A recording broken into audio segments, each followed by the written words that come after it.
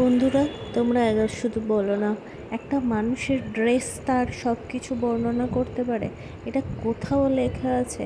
একটা মেয়ের ড্রেস তার চরিত্র তার সব কিছু বিচার করে দিল, সে খারাপ কি সে ভালো? আচ্ছা, এই যে আরজি করে ঘটনাটা ঘটলো, সেখানে কি মেয়েটা খুব খুব খারাপ ড্রেস পরেছিল তার জন্য তার সাথে এটা ঘটলো? না ভিতরে অনেক কিছু যেটা মানে আমাদের না জানা, যেটা হয়তো কেউ জেনে আছে, সে এখনো মুখ খুলছে না? এত এত কিছু চাপা দেওয়ার কেন? কেন? কেন এই কাজগুলো করছে মানুষ? সেটাই তো জানে না, তারপরেও বিচার করে মেয়েরা ভালো ড্রেস পরুক, মেয়েরা আরে রাতে ছেলেরা বাইরে বেরোনো বন্ধ করুক, তাদের চোখটা বন্ধ করে রাখুক, ঘরের মধ্যে লুকিয়ে থাকুক। তাদের যদি মনে হয় মেয়েদের ড্রেসটা এত অশ্লীল, দেখবে না। তাদের বাবা মা কী শিক্ষা দিয়েছে?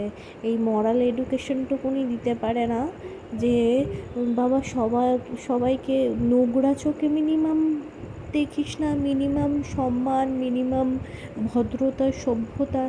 এটা না শুধু তাদের একার দোষ নয়, তাদের নিজেদের বাবা মা, তাদের পুরো পারিপার্শ্বিক সবাই দায়ী থাকে।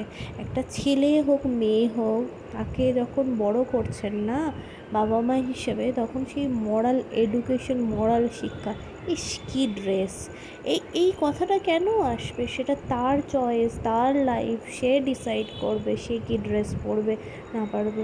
আপনারা তো ডিসাইড করার কেউ নন।